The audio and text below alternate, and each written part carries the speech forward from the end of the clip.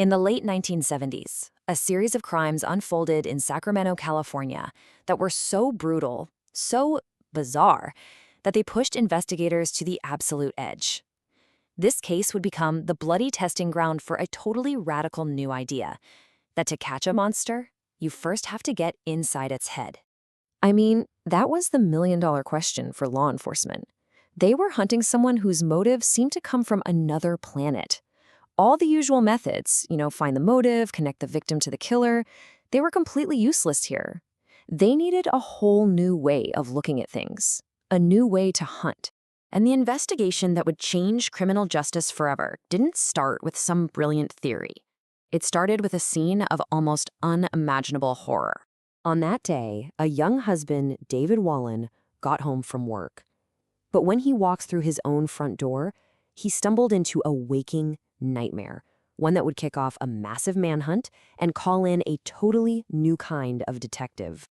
What investigators found was just pure chaos. This wasn't a robbery gone wrong. This wasn't a crime of passion, not in any way they recognized. The brutality, the mutilation, the fact that the killer had apparently drank his victim's blood from a yogurt container, it was just completely alien. The scene screamed of a mind that was profoundly, deeply broken, leaving detectives with zero leads and one terrifying question: who on earth could do something like this? So with the local police totally baffled, they made a call to a brand new, pretty experimental unit within the FBI, a small group of agents trying to do what everyone thought was impossible, to actually map the minds of killers. And this, right here, was a complete game changer. See, traditional policing was all about physical evidence, the what and the how. But these agents, Robert Ressler and Russ Vorpagel of the Behavioral Science Unit, they had a different idea. They looked at a crime scene and saw behaviors. They saw it as a window into the killer's personality. They weren't just hunting a man. They were hunting a very specific, very deranged type of psyche. Agent Ressler was known for quoting Nietzsche, and this one captures the danger of their work perfectly. To understand a mind this twisted, they had to get terrifyingly close to its darkness. They literally had to stare into that abyss and just pray it didn't swallow them whole. So this is where the science, and really the art of criminal profiling starts to take shape. Ressler and Vorpagel took the psychological mess left at the scene, and they used it to build a portrait of their unknown subject, their unsub. Now, to you or me, the Wallen home was just a scene of random, horrible violence. But to Ressler and Vorpagel, that very mess, that was the single most important clue they had. They could see the order hidden in the chaos. The killer's thought process was on full display. He used a weapon of opportunity, a knife from Teresa's own kitchen, and just left it there. He didn't bother to clean up, leaving prints everywhere. This wasn't a carefully planned hit. This was an explosion of psychosis. It suggested someone whose entire life, inside and out, was a total mess. And all that evidence led them to a specific classification, the disorganized killer.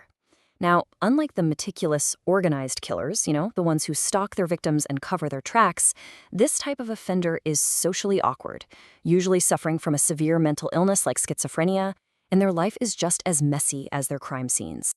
So starting from this disorganized classification, they built an amazingly specific profile. They predicted he was a white male, because crimes this violent are usually intraracial, aged 25 to 27, because it takes years for schizophrenia to deteriorate a person to this point, thin, undernourished, because someone that's sick probably isn't taking care of himself. They figured he'd be a loner, jobless, living nearby, and that he'd have evidence of the crimes in his filthy apartment. But the profilers made another, absolutely chilling prediction. A killer this disorganized, this impulsive, he wasn't going to be able to stop. He was compelled to kill. And just a few days later, their worst fears came true. Looking back, police realized that a random drive-by from the month before was probably his first kill.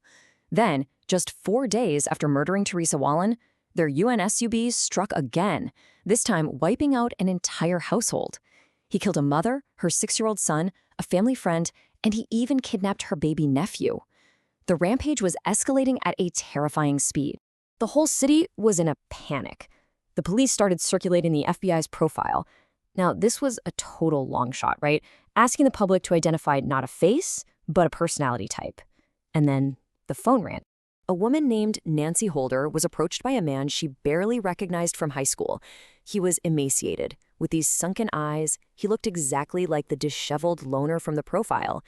It creeped her out so much that she called the police. The man's name? Richard Chase.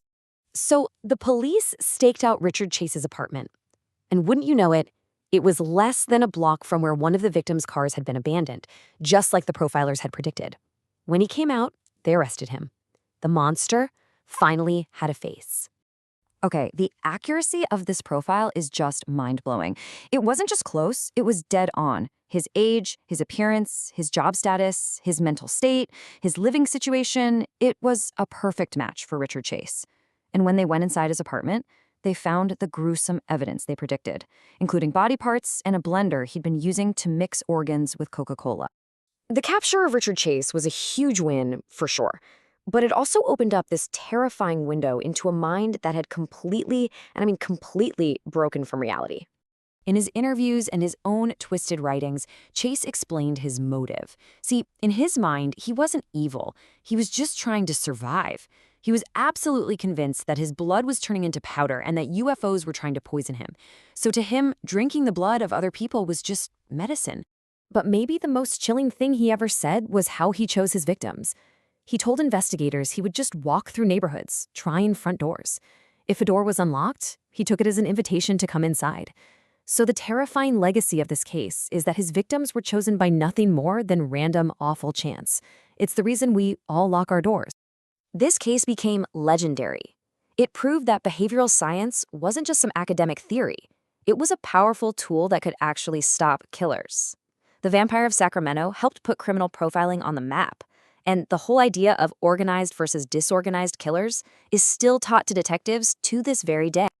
And that really brings us to the final, lingering question.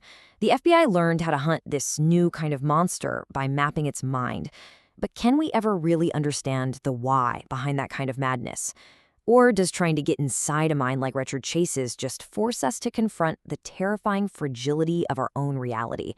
It's a question that still haunts investigators.